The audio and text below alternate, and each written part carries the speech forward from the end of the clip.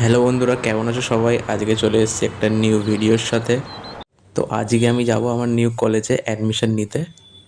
ঘুম থেকে উঠে দেখি ঘড়িতে 8টা বাজে, তাই একটু দেরি হয়ে গেছিলো উঠতে, তাই সকাল সকাল স্নান করে রেডি হয়ে নিয়েছি।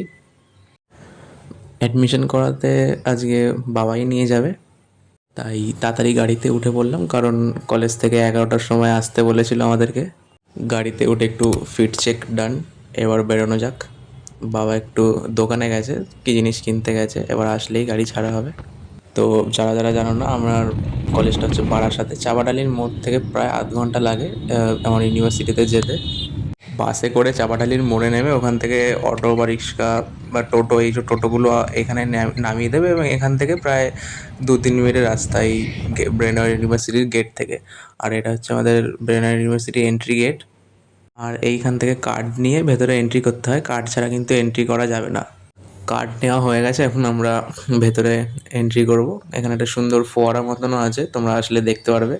এবং ফোয়ারা থেকে বাঁ দিকে আমাদের রিসেপশন হল, যেখানে আমাদের এখন ভর্তির মানে অ্যাডমিশনের প্রসেসটা চলবে।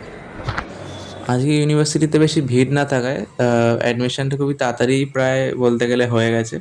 1 ঘন্টার মধ্যে অ্যাডমিশন আমাদের হয়ে গেছে। অ্যাডমিশন প্রসেস সব ডান। তো বাড়ি আসার সময় ফার্স্ট টাইম আমি গাড়ি চালালাম। তো প্রথমবার এক্সপিরিয়েন্স করলাম যে কেমন লাগে একটু গাড়ি চালাতে। তো মোটামুটি ভালোই লাগছিলো, এটা তোমরা পরের ভিডিওতে দেখতে পারবে।